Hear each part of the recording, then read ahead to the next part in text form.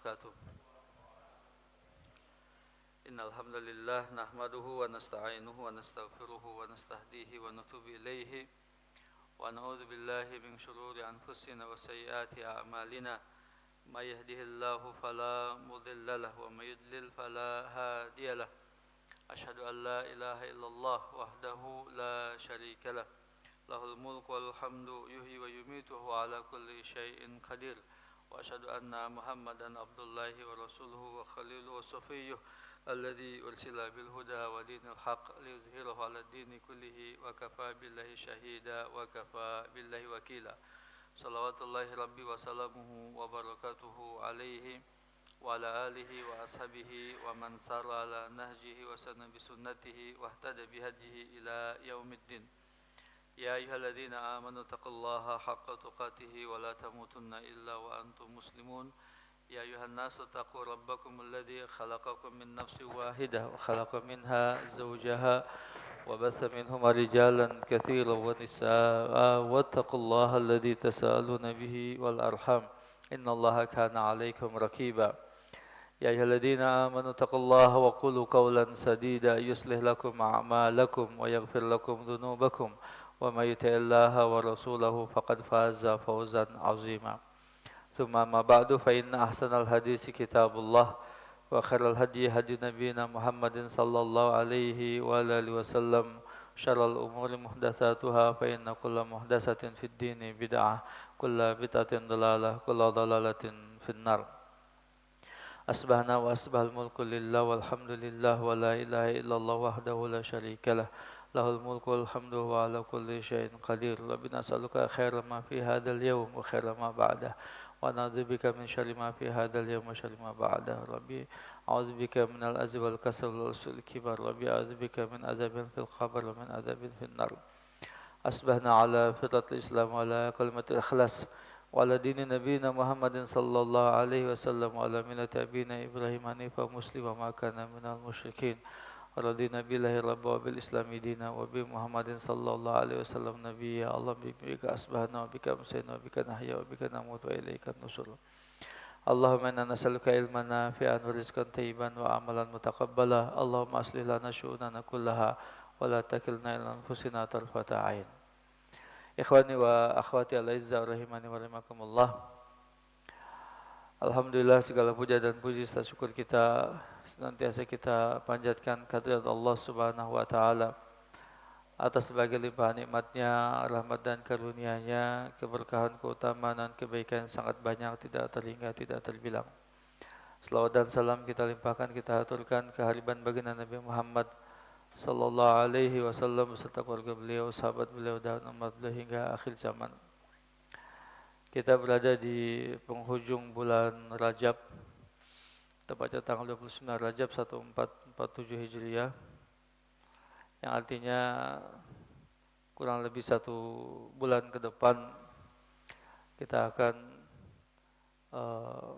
memasuki bulan Ramadan, bulan yang penuh dengan keberkahan, kebaikan, rahmat, keutamaan dan bulan yang dilundukan oleh setiap orang yang beriman. Hendaknya sejak sekarang kita mulai mempersiapkan diri untuk memaksimalkan kebaikan-kebaikan yang disediakan oleh Allah Subhanahu wa taala pada bulan Ramadan. Bulan Ramadan merupakan sayyidus syuhur, penghulunya bulan-bulan dalam 1 tahun, termasuk bulan yang diistimewakan oleh Allah Subhanahu wa taala. Terutama sekali bagaimana kita mempersiapkan diri mengisi bulan Ramadan dengan Al-Qur'anul Karim. Sebagian para ulama mengatakan bahwa Al-Qur'anul Karim merupakan sebab kemuliaan. Sebab kemuliaan. Dia merupakan kalamullah, firman Allah Subhanahu wa taala, ghairul makhluk, bukan makhluk. Minhu bada wa ilaihi ya'ud, darinya ia berasal, kepadanya dia akan kembali. Maka setiap yang berinteraksi, berkaitan dengan Al-Quran, Al-Quran melekat padanya menjadi agung lagi mulia. Seperti misalnya Allah Subhanahu wa taala hendak menurunkan Al-Quran melalui atau ditugaskan kepada malaikat Jibril alaihissalam.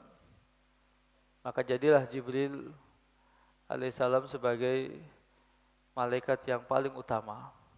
Dzul Quwwatil Matin, aqrabul qarib ilallahi tabaraka wa ta'ala. Lalu kemudian Al-Quran itu diturunkan kepada Nabi kita Muhammad sallallahu alaihi wasallam, maka beliau menjadi afdal wa ashraf al-anbiya wal mursalin. Para nabi atau nabi yang paling mulia, yang paling utama ya dari semua para nabi dan rasul. Lalu kemudian Al-Quran diturunkan di bulan Ramadan. Syahrul Ramadan allazi unzila fil Quran. Maka jadilah Ramadan sebagai bulan yang paling utama dalam satu tahun itu. Lalu kemudian tepatnya Al-Quran diturunkan pada malam Lailatul Qadar. Maka Lailatul Qadar itu menjadi malam yang paling utama, yang paling mulia di sisi Allah Subhanahu wa taala. Dan begitu seterusnya. Inna hadzal Qur'ana yahdi lillati aqwam yubashshirul mu'minin alladzina ya'maluna shalihati anna lahum ajran kabira. Dan sesungguhnya Al-Quran ini memberikan hidayah, petunjuk kepada jalan yang lurus, memberikan kabar gembira kepada orang yang beriman, yang mengerjakan amal-amal saleh, bahwa mereka akan mendapatkan pahala yang sangat besar. Jadi memang kaum muslimin dan orang yang beriman yang selalu berinteraksi dengan Al-Quran menjadi hamba-hamba Allah yang terbaik. Nabi SAW mengatakan, khairukum man ta'allamal Qur'ana wa 'allamahu. Sebaik-baik kalian adalah yang belajar Al-Quran dan mengajarkannya. Dan begitu seterusnya. Segala sesuatu yang melekat padanya Al-Quranul Karim, maka dia menjadi mulia, menjadi agung, menjadi utama. Dan ini menjadi satu visi ya bagi kita semua, segenap orang yang beriman, kita, keluarga kita, anak-anak kita, orang-orang yang kita sayangi. Mari sama-sama kita mengajak diri kita untuk selalu berinteraksi dengan Kitabullahi Azza wa Jal. Semoga Allah berikan taufik dan hidayah untuk kita semua agar kita dapat hidup bersama dengan Al-Quran. Allahumma amin ya rabbal alamin. Kita lanjutkan kajian kita di kitab Al-Isbah fi Bayan Mahnadis Salaf fi Tarbiyat wal Islah karya Fadilat Syekh Abdullah bin Saleh Al-Ubailan hafidhullah ta'ala. Masuk pada kaidah yang ke-50. Qala al-muallifu hafidhullah ta'ala wa ra'ah annahum yuqarriruna annahu yaqa'ul ghalat fi mafhumil wara' min salasi jihad. Sesungguhnya mereka Ahlussunnah wal Jamaah, ulama-ulama Ahlussunnah wal Jamaah, mulai dari generasi sahabat, tabi'in dan seterusnya, menetapkan bahwa terjadi kekeliruan, ya, kerancuan, kesalahpahaman, ya, dalam memahami makna al-wara', sikap kehati-hatian dari 3 aspek. Ini berkaitan dengan kaidah yang sebelumnya, kaidah yang ke-49, bahwa ar-raghbah fil akhirah itu tidak akan sempurna kecuali diiringi dengan zuhud terhadap dunia. Ya, pembahasan berkaitan antara zuhud dan wara, gitu ya. Para ulama kita menjelaskan bahwa al-wara, ya, secara etimologi bahasa Arabnya berasal dari akar kata wara'a yang artinya adalah al-kaf wal inkibad. Al-kaf itu apa? Menahan, ya, menahan diri maksudnya, ya. Al-wara juga dipahami sama dengan al-iffah. Al-iffah itu menjaga kehormatan diri. Al-iffah.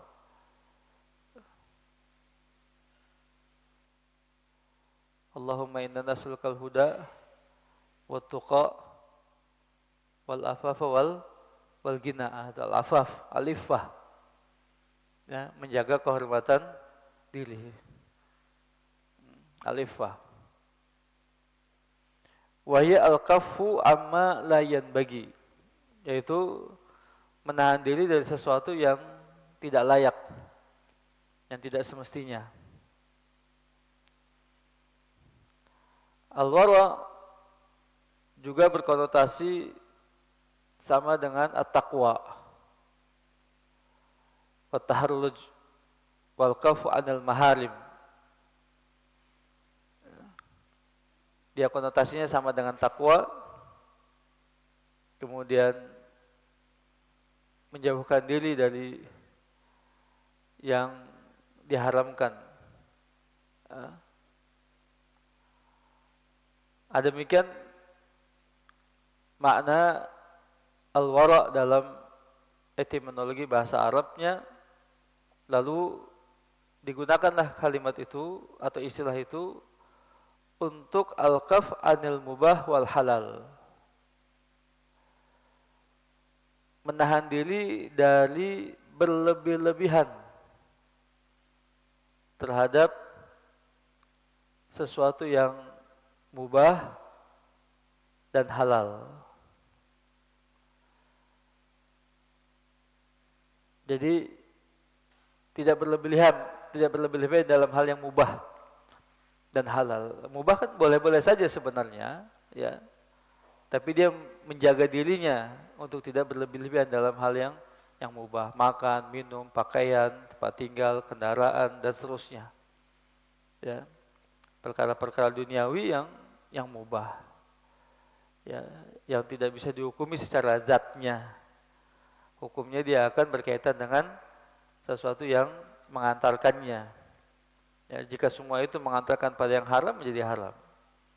Jika mengantarkan pada yang wajib menjadi wajib. Jika mengantarkan pada yang sunnah menjadi sunnah dan seterusnya. Tapi zatnya mubah, halal. Kembali kepada kaidah al-aslu fil asya al-ibahah. Hukum asal segala sesuatu adalah mubah. Makan, minum, pakaian, kendaraan, tempat tinggal, ya, dan seterusnya. Ya.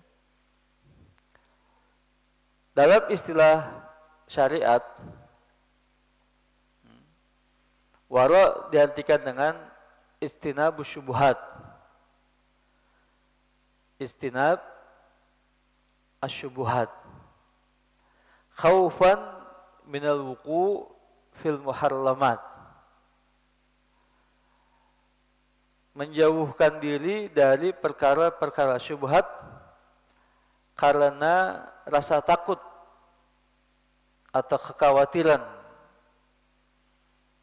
yang besar agar tidak terjerumus ke dalam yang haram. Seperti dalam hadis Nu'man ibn Bashir. Ya.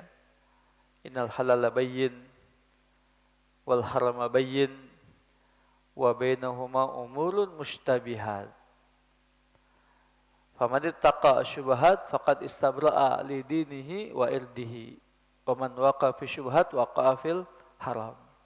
Karla iyar'a haulal hima yushiku aydkhula fihi ala inna likulli malakin hima ala inna himallahi maharimuhu ala innal fil jasadi mudghah wa idza saluhat salal jasadu kulluhu wa idza fasadat fasadal jasadu kullu ala wahyal qalbu. Hadis dari Nu'man bin Bashir radhiyallahu an, sesungguhnya yang halal itu jelas, yang haram itu jelas, di antara keduanya ada perkara-perkara yang syubhat.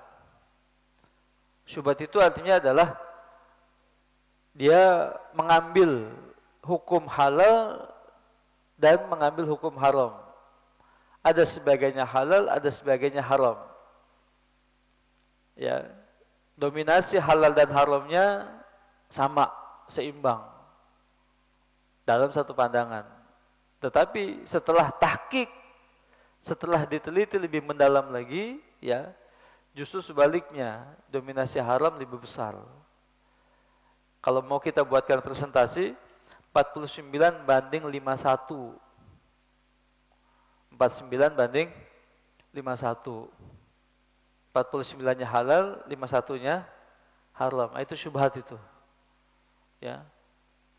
Perbedaan yang sangat tipis sekali antara yang halal dan yang haram. Nah, syubhat itu begitu. 51-nya haram, 41-nya halal. Ya.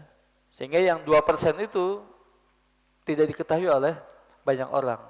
La ya'lamu katsirun minan la ya'lamuhunna katsirun minan nas. Tidak diketahui oleh kebanyakan orang. Siapa yang menjaga untuk tidak mengambil yang syubhat tadi, yang 2% itu, gitu, yang tidak jelas 2%-nya tadi, ya, siapa yang menahan diri untuk tidak terjerumus ke situ, berarti dia telah menjaga kehormatan dirinya dan agamanya. Tapi siapa orang yang berani gitu ngambil resiko, ya, mengambil perkara tadi, maka dia akan terjerumus ke dalam yang haram. Gitu. Ya 2% tadi, yang ambil resiko 2%-nya itu, ya. Justru dia akan masuk ke yang 51. Gitu. Ya. Seperti misalnya seorang penggembala kambing yang mengembalakan kambingnya di sekitar daerah larangan. Sangat mudah baginya, ya, kambing itu masuk ke dalam daerah larangan tersebut. Ketahuilah setiap raja itu punya daerah larangannya. Dan daerah larangan Allah itu adalah perkara-perkara yang diharamkannya. Ketahuilah dalam tubuh itu ada satu daging yang jika dia baik, baik semuanya, jika dia jelek, jelek semuanya, yaitu hati, ya, al-qalbu. Nah, itu hadis siapa? Hadis Nu'man bin Bashir radhiyallahu anhu ardahu, akhrajahu Muslim wa ghairuhu. Jadi wara itu artinya adalah meninggalkan perkara-perkara syubhat, meninggalkan 2% itu wara. Yang mampu meninggalkan 2% tadi wara. Gitu. Ya. Al-Imam Al-Qarlafi, ya, menyebutkan dalam kitabnya Al-Furuq jilid 4 210 menjelaskan bahwa al-wara artinya adalah tarku ma la ba'sa bihi hadaran mimma bihil ba'as. Meninggalkan sesuatu yang boleh-boleh saja, ya, khawatir, ya, untuk terjerumus ke dalam perkara yang dilarang. Tadi, mubah tadi, perkara yang mubah tadi, ya, kan isti'arahnya itu, majasnya itu digunakan untuk tidak berlebihan dalam perkara yang mubah, sederhana saja. Khawatir nanti berlebihan dalam yang mubah itu masuk ke dalam yang haram. Al-Imam Al-Kafawi menjelaskan dalam kitabnya Al-Kulliyat ya bil Baqa halaman 944 mengatakan bahwa al-wara adalah al-istinab an syubhat sawa'un kana tahsilan aw ghairu tahsil. Wara artinya adalah meninggalkan perkara-perkara syubhat, baik itu membawa manfaat atau juga tidak membawa manfaat. Dan boleh jadi yang syubhat itu ada manfaatnya, tapi itu ditinggalkan saja. Meskipun ada sedikit manfaatnya misalnya, tapi kalau syubhat sudah ditinggalkan.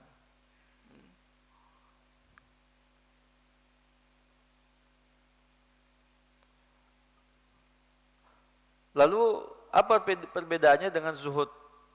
Jadi kita akan tegaskan kembali tentang perbedaan antara wara dan zuhud. Qala al-Imam Ibnu Qayyim rahimahullah taala, wal farqu bainahu wa bainal wara anna zuhda tarku ma la yanfa'u fil akhirah wal wara tarku ma yukhsha dararuhu fil akhirah. Zakara fil fawaid halaman 181. Al-Imam Ibnu Qayyim rahimahullah taala menyebut dalam kitabnya Al-Fawaid perbedaan antara zuhud dan wara.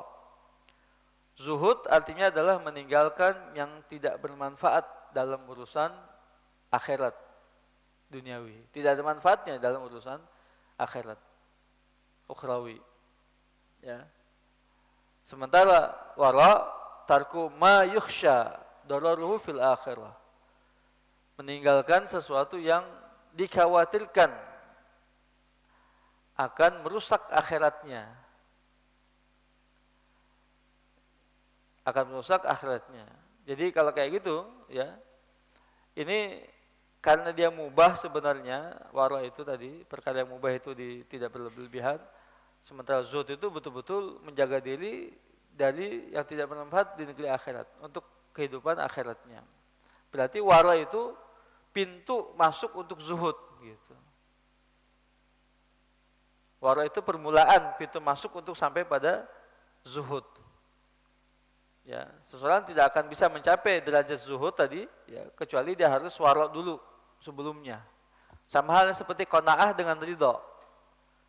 Qanaah itu artinya cukup, mencukupkan diri, menerima pemberian Allah tabaraka wa taala, baru sampai kepada ridha. Ya, rela dengan semuanya itu.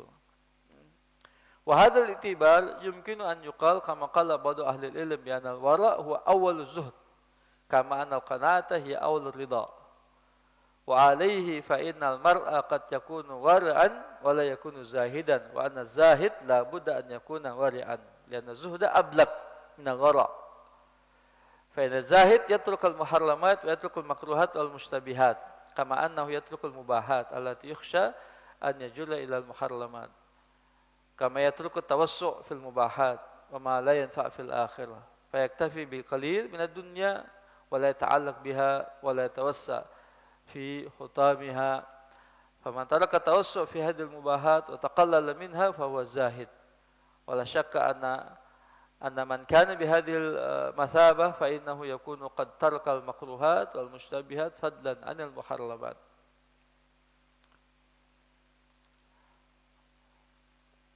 Zakar al-Khalid bin Utsman as-Sabad fi a'mal al-qulub. Dengan demikian dapat dikatakan bahwa wara merupakan awal dari zuhud. Sebagaimana halnya qanaah adalah awal dari ridha. Maka dengan prinsip ini seseorang dikatakan atau boleh jadi seorang itu wara tapi belum tentu dia zuhud. Sedangkan orang yang zuhud sudah pasti dia wara. Karena zuhud lebih tinggi derajatnya, martabatnya daripada wara. Ya. Orang yang zuhud berarti orang yang meninggalkan apa-apa yang diharamkan, meninggalkan yang makruh dan meninggalkan yang syubhat-syubhat. Sebagaimana dia juga meninggalkan perkara-perkara yang mubah yang mengkhawatirkan akan menjerumuskannya ke dalam perkara yang haram. Juga dia meninggalkan berlebih-lebihan, sikap berlebih-lebihan dalam perkara-perkara yang mubah, yang tidak memberikan manfaat bagi akhiratnya. Mencukupkan diri dengan sedikit dari urusan dunia, tidak bergantung dengannya, dan tidak berlebih-lebihan dalam mengejar perhiasannya. Siapa yang meninggalkan sikap berlebih-lebihan atau dalam hal yang mubah dan merasa cukup ya dengannya, maka dia adalah orang yang zuhud. Ya, sehingga tidak dilakukan lagi bahwa yang seperti ini ya telah sampai pada derajatnya yang tinggi disebabkan karena dia meninggalkan semua perkara tersebut, yang haram, yang mubah, yang syubhat, ya semua ditinggalkan. Ya, jadi dari semua ya mencukupkan diri dengan dengan apa namanya? Dengan yang sudah Allah berikan kepadanya, qanaah. Ya. Salah seorang sahabat yang terkenal dalam hal ini adalah Abu Dzar Al-Ghifari radhiyallahu anhu, ya. Hingga sampai wafatnya saja tidak memiliki kain, ya, kain kafan untuk menutupi jenazahnya. Tidak punya kain kafan, ya. Yang punya kain sarung yang biasa dipakai dia, ya. Kain sarungnya itu yang tidak cukup untuk memenuhi atau menutupi tubuhnya. Ya, Abu Dzar Al-Ghifari radhiyallahu anhu wardahu.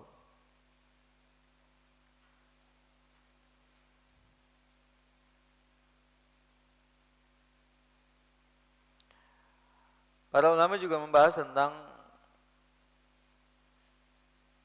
dengan melihat penjelasan yang sebelumnya, maka dapat dikatakan bahwasanya beberapa klasifikasi dari sikap wara ini ada yang wajib, ya, lalu ada yang mandub, ya, kemudian juga wara dalam hal yang fadilah.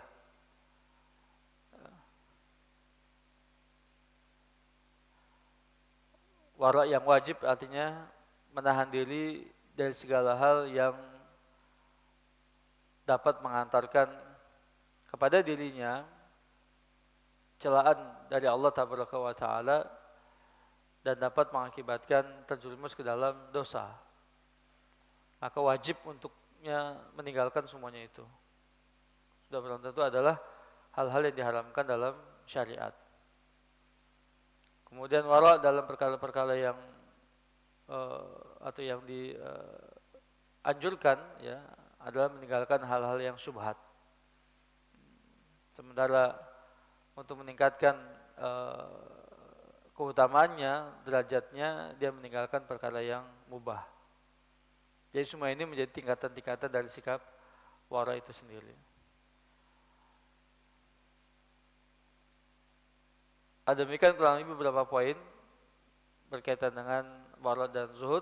Sementara pembahasan di kitab Al-Isbah ini terjadi kesalahpahaman, ya, di sebagian besar kaum muslimin tentang sikap wara tersebut, terutama dari sebagian kelompok-kelompok yang menyimpang dari Ahlussunnah wal Jamaah seperti Khawarij, kemudian Rawafid, kemudian Mu'tazilah dan yang lainnya.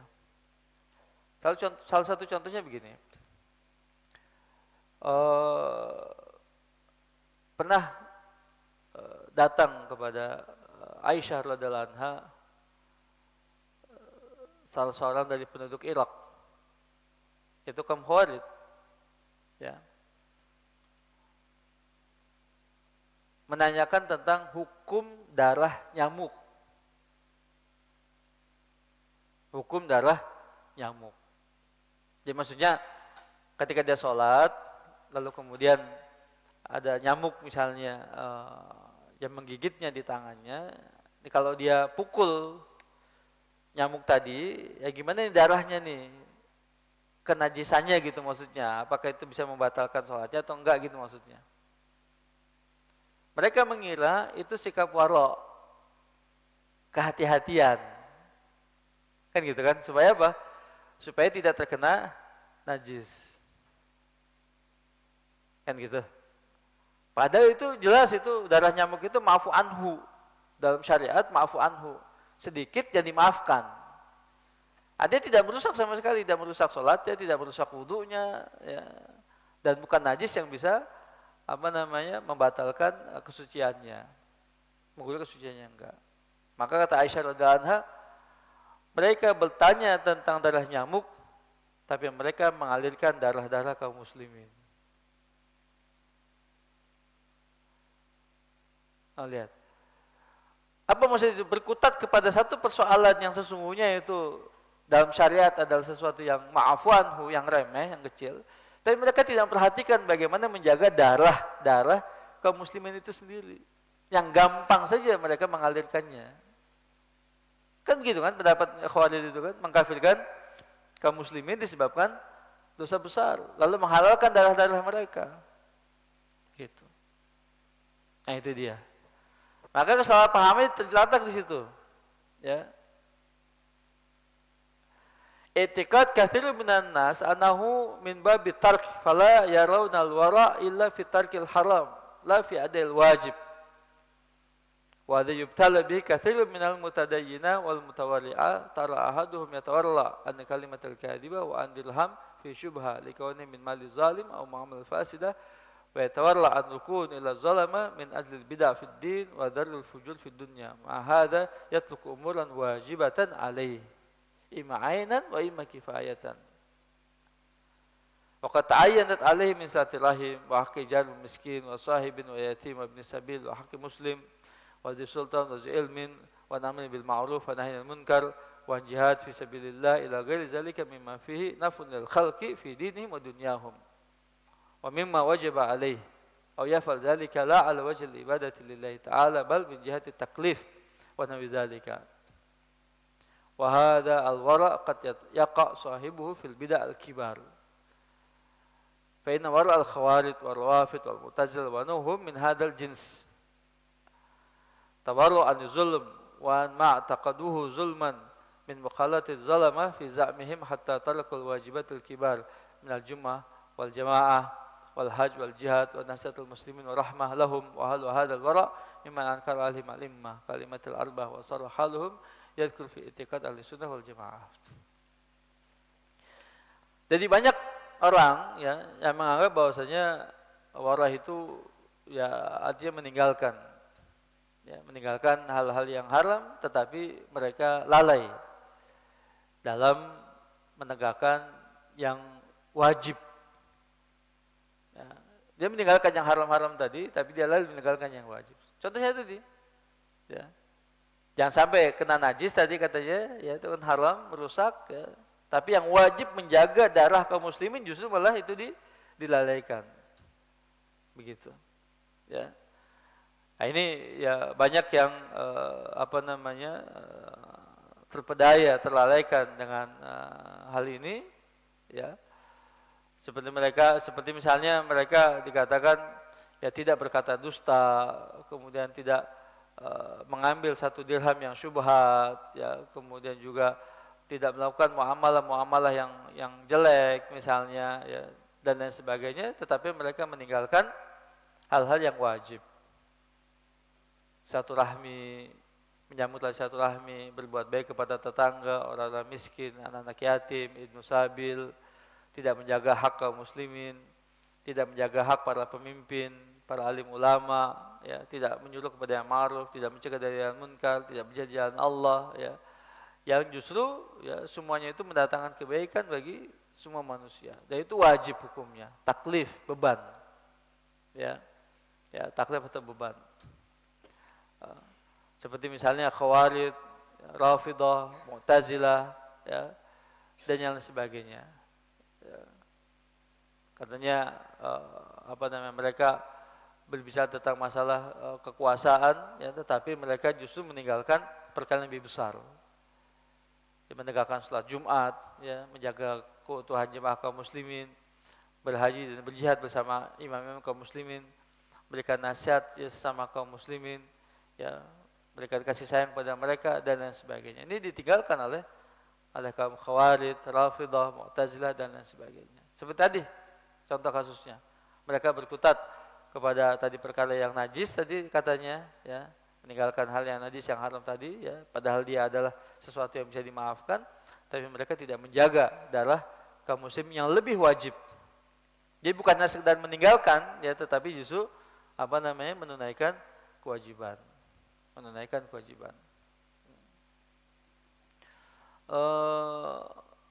Perumpamaannya pernah kita sampaikan perumpamaan antara kasus bapak kita Adam alaihissalam dengan iblis laknatullah alaih, ya, di hadapan perintah dan larangan,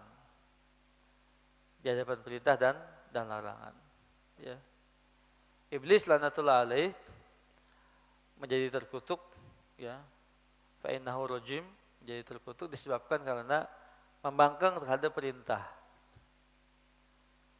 Membangkang terhadap perintah yang wajib. Ya. Sementara Bapak kita Adam alaihissalam mendapatkan pemaafan, pertaubatan dari Allah Taala disebabkan dia melanggar larangan. Fala taqrabu hadhihi syajarah. Jangan kamu mendekati pohon ini. Itu kan larangan. Ya, jangan melakukan ini. Jangan melakukan itu. Ya, larangan. Sementara perintah Allah kepada iblis adalah sujudu li Adam. Berilah penghormatan kepada Adam. Ya. Perintah ya dilawan gitu. Ya, membangkang dan melawan perintah ternyata itu lebih besar. Lebih besar dosanya. Ya. Lebih dahsyat hukumannya. Ya. Di hadapan Allah Taala dibandingkan dengan melanggar larangan. Ya. Meskipun kedua-duanya sudah barang tentu jelek, ya. Tapi kalau kita ingin membandingkan keduanya, mana lebih besar adalah pembangkang terhadap perintah. Maka jangan sekali-kali kita membangkang perintah. Ya. Adapun kesanggupan, nah itu terbatas. Nabi mengatakan wa idza amartukum bihi fa'tu minhu mastata'tum. Jika aku perintahkan kalian dengan sesuatu, laksanakan sebatas kemampuan yang maksimal yang kamu punya. Fattaqullaha mastata'tum wasma'u wa ati'u wa anfiqu khairan li anfusikum. Bertakwalah kepada Allah semaksimal kemampuan yang kamu miliki. Maksimal itu, istita'ah itu maksimal kemampuan. Ya. Bukan bilang cukupnya cuma segini, sanggupnya cuma segini, enggak. Sebatas mana upaya kita secara maksimal. Istita'ah itu begitu. Ya, istita'ah. Ya kalau sampai mentok nggak sanggup ya, sudah. La yukalliful nafsan illa wus'aha. Illa wus'aha. Ya. Tapi bukan berarti kita membangkang perintah itu. Ya, bukan kita membangkang perintah itu, lalu mencari-cari celah alasan ya untuk tidak mau mengerjakan perintah itu, gitu, meninggalkan perintah itu, tidak. Ya. Nah, sementara larangan yang ditinggalkan tadi, ya ini banyak faktornya ini.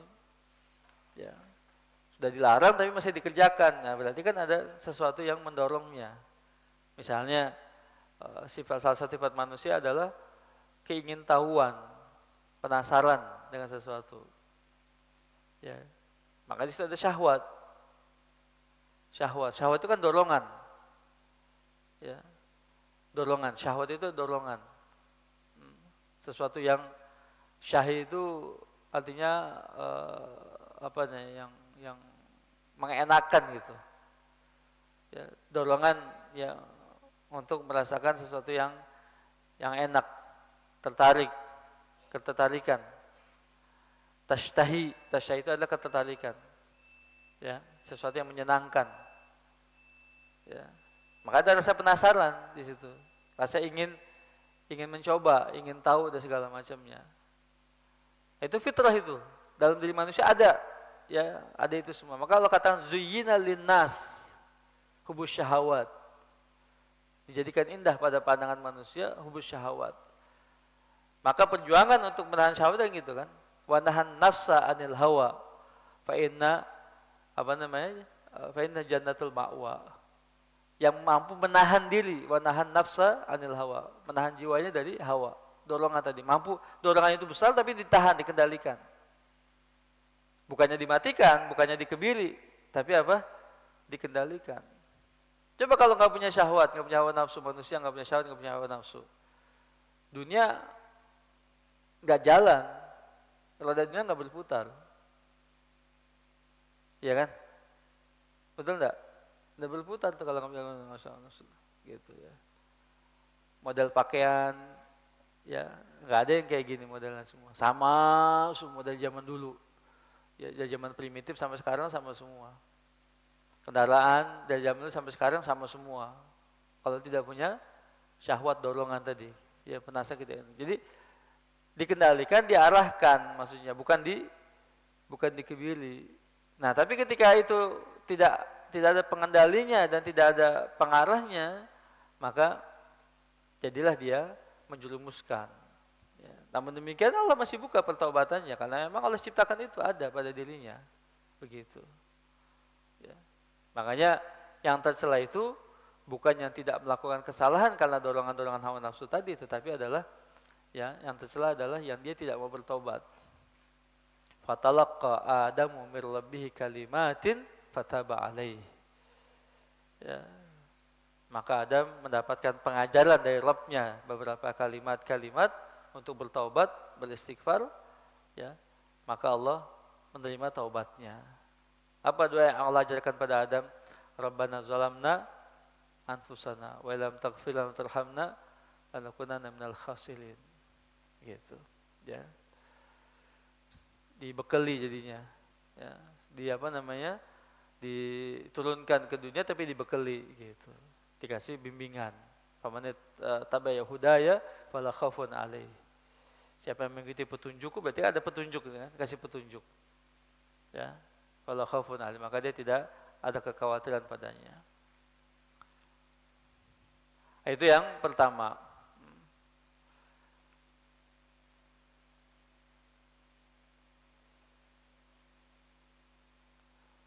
Wa min hadzal bab al-wara' alladhi dammahu Rasul sallallahu alaihi wasallam fil hadis alladhi fi sahih lamma tarakhasa fi asya' fa balagha anna aqwaman tanazzahu anha ma balu rijalin yatanazzahuna an asya' tarakhasu fiha wallahi inni la arju an akuna a'lamuhum billah wa akhsyahum akhsyahum wa a'lamuhum bi hududihi lahu. Nah, ini termasuk juga dalam kesalahpahaman ini. Yang pertama adalah tentang tiga orang yang bertanya kepada Aisyah radhiyallahu anha tentang ibadah Nabi sallallahu alaihi wasallam. Gitu. Tentang masalah sholat, puasa dan nikah. Kan gitu. Ya. Mereka bilang mungkin wara' itu katanya. Menjauhkan diri dari perkara-perkara yang yang bisa melalaikan gitu, ya, wara' katanya. Tapi justru ya dia meninggalkan kewajiban yang lebih esensial. Ya, sehingga disebutkan di akhir hadis itu adalah faman raghiba an sunnati falaysa minni. Siapa yang membenci sunnahku bukan termasuk golonganku. Ya, jadi itu ya.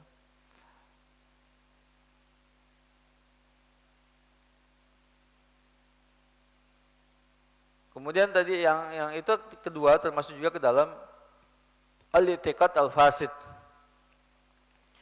Ya, dari aspek keyakinan yang rusak.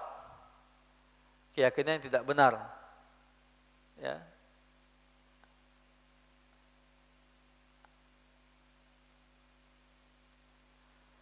Jadi meyakini sesuatu tanpa dalil.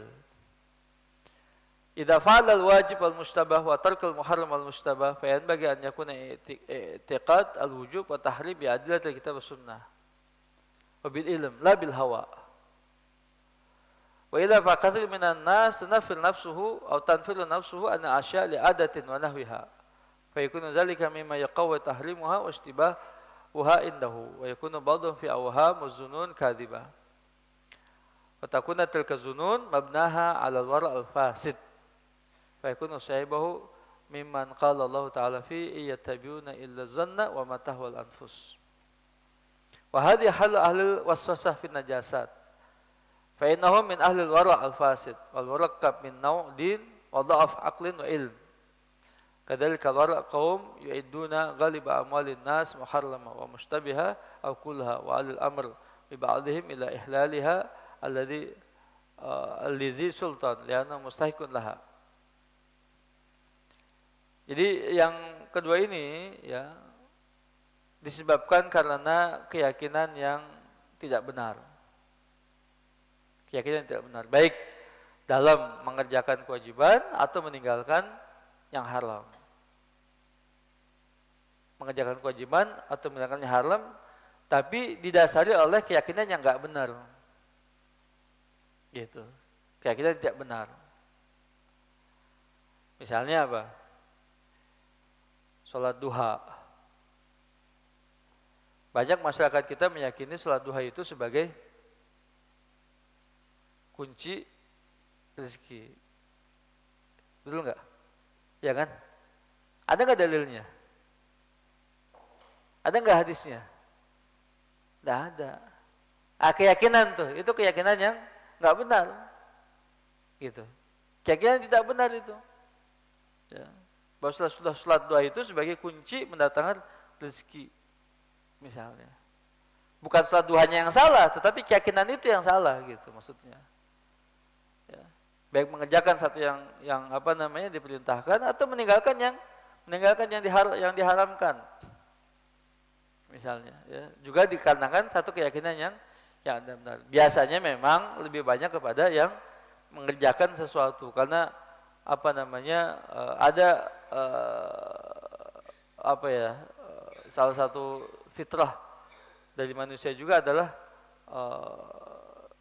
tunduk dia beribadah. Beribadah itu fitrah itu. Ya, dia ingin beribadah kepada sesuatu, fitrah itu. Maka kalau dia tidak beribadah kepada Allah, dia akan beribadah kepada yang lain. Kalau dia tidak tunduk kepada Allah, maka dia akan tunduk kepada yang lain. Coba dah misalnya. Tidak ada manusia yang enggak beribadah. Ya, tinggal apakah ibadah ditujukan kepada zat yang benar, gitu kan? Yang hak, al-ma'budul hak, Allah Ta'ala, atau kepada yang tidak benar. Nah, salah satu keyakinan tadi.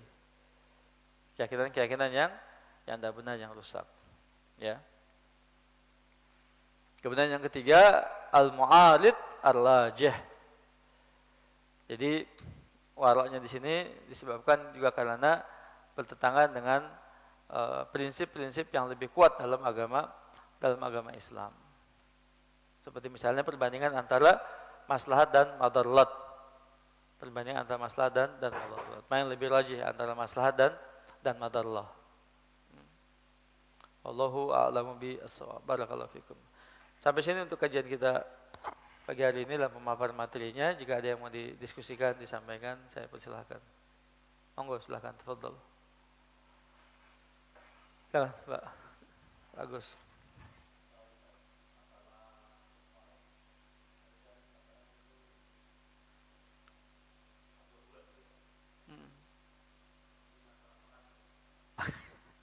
Iya, Pak.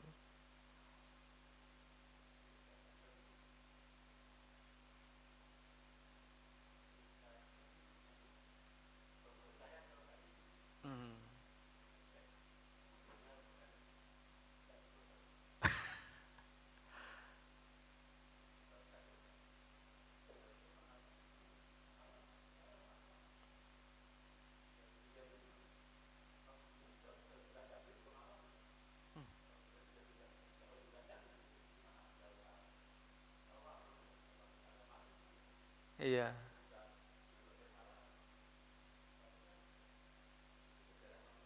Iya.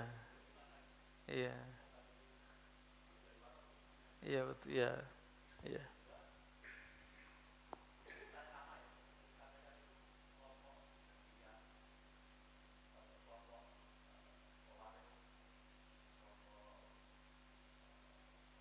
Mu'tazilah, Rafidhah. Iya.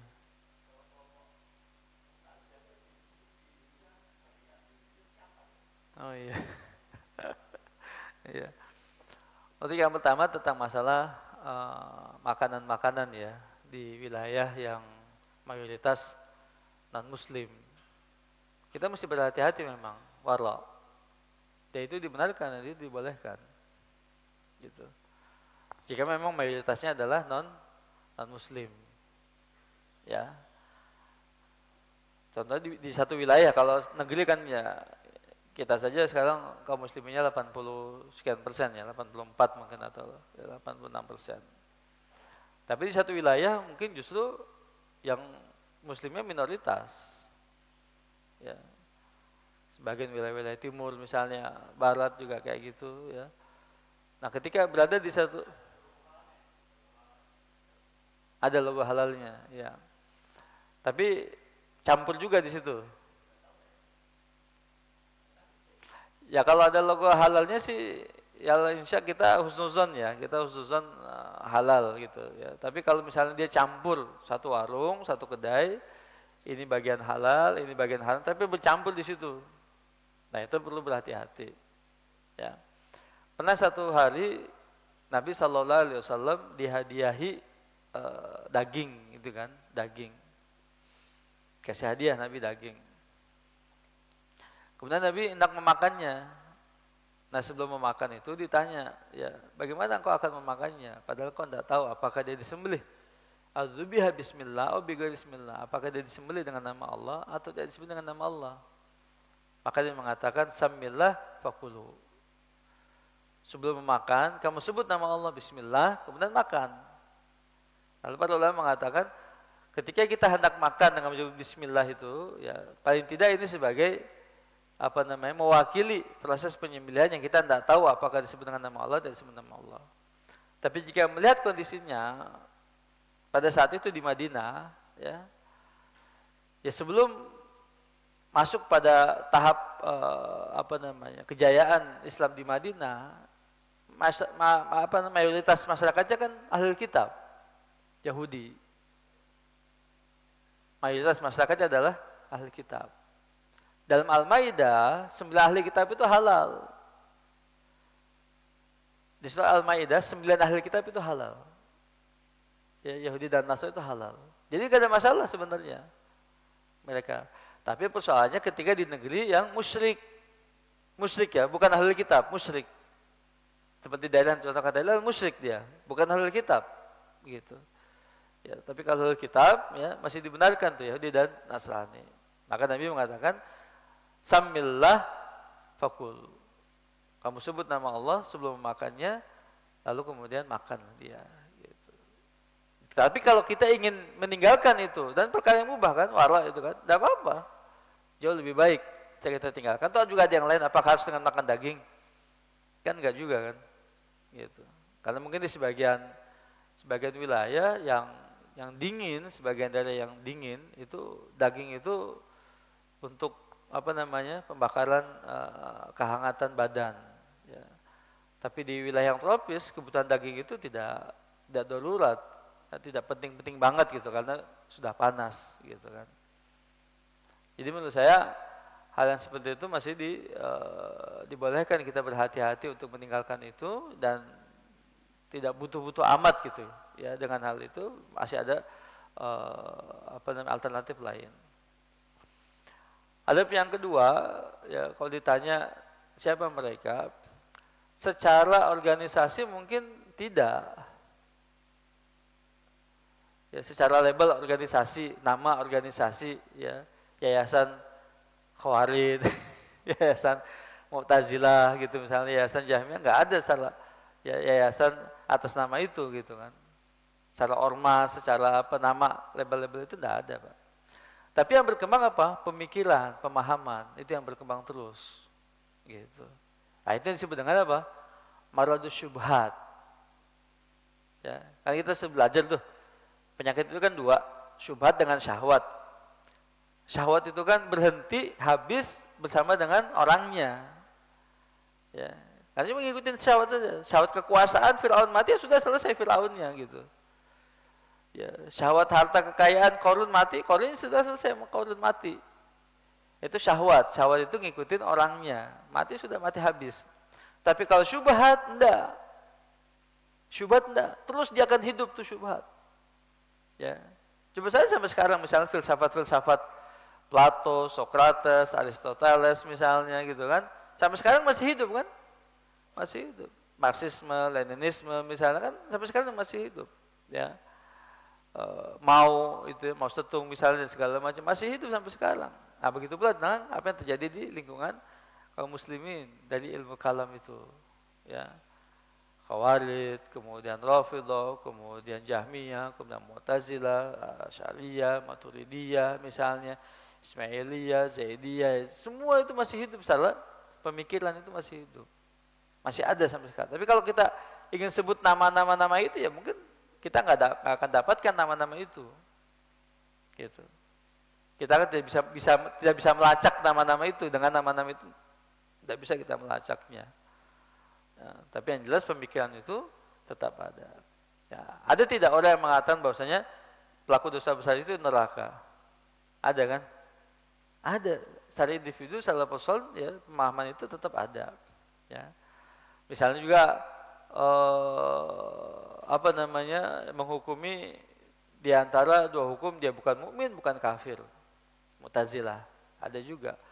Kemudian yang memahami bahwasanya, meyakini bahwasanya semua sahabat-sahabat itu adalah kafir misalnya. Ya. Kecuali 7 orang dari kalangan Rafidah. Ada juga yang seperti itu. Dan seterusnya. Jadi lebih kepada pemikiran dan pemahaman.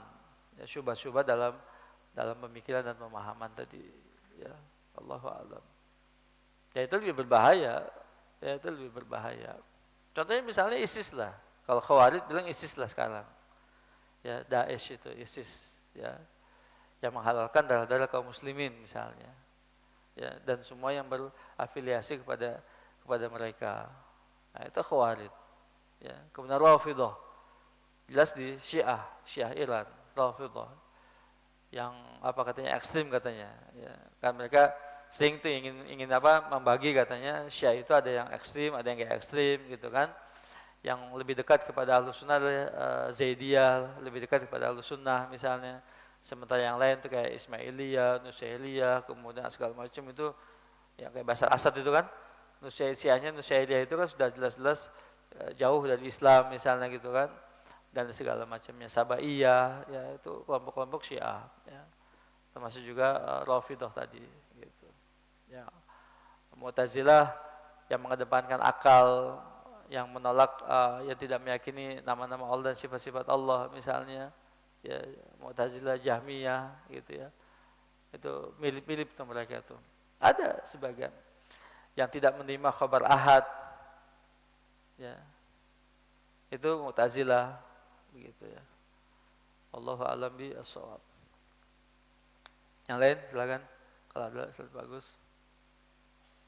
Jika masih ada yang menyampaikan. Jadi Iwan sekalian, kalau bicara masalah zuhud, ya masalah wara, ya memang itu menjadi ujian terbesar kita zaman ini. Ya, kenapa? Karena gaya hidup yang materialistis, yang hedonis, ya, di mana semua diukur dengan kekayaan duniawi, lalu semua orang mengejar kesenangan dunia, kan gitu ya. Itu menjadi fitnah, ya. Dan kesuksesan itu diukur dari kesuksesan duniawi. Itu menjadi fitnah jadinya. Ya kan? Katanya ya yang paling bahagia itu dokter katanya gitu. Kalau dia kuliah kedokteran, insya Allah hidupnya bahagia. Kalau dia jadi insinyur hidupnya bahagia. Kalau dia jadi ini hidupnya bahagia. Semua diukur apa? Duniawi jadinya. Itu kan fitnah ya kan buat kita zaman sekarang ini kan, ya. Dengan kebutuhan yang kompleks, ya dunia kita yang kompleks gitu. Ya. Tapi sebagian orang juga zuhud tidak pada tempatnya misalnya, ya. Pakaiannya compang-camping asal-asalan misalnya gitu kan. Ya, kemudian juga tapi memang artinya apa? Artinya ya memang segala sesuatu yang ekstrim ya, yang berlebihan itu kan yang enggak baik kan gitu kan. Ya. Allah cuma mengajarkan untuk dunia itu wala tansa nasibaka minad dunya wa ahsin kama ahsanallahu ilaika innallaha la yuhibbul mufsidin. Ya. Jadi jangan kamu lupakan bagianmu dari dunia, berbuat baiklah sebagaimana Allah telah berbuat kepadamu, dan Allah tidak menyukai orang-orang yang berbuat kerusakan. Ya. Ya sederhana saja, urusan dunia itu sederhana saja. Ya. Ya. Pas-pasan aja gitu. Ya, pas-pasan aja, nggak usah berlebihan lah. Ya. Pas ada mau makan, pas ada, pas minum, pas ada gitu, pas ada, ya, pas-pasan aja, nggak usah berlebihan lah. Ya, jazakallahu khairan wa barakallahu fikum.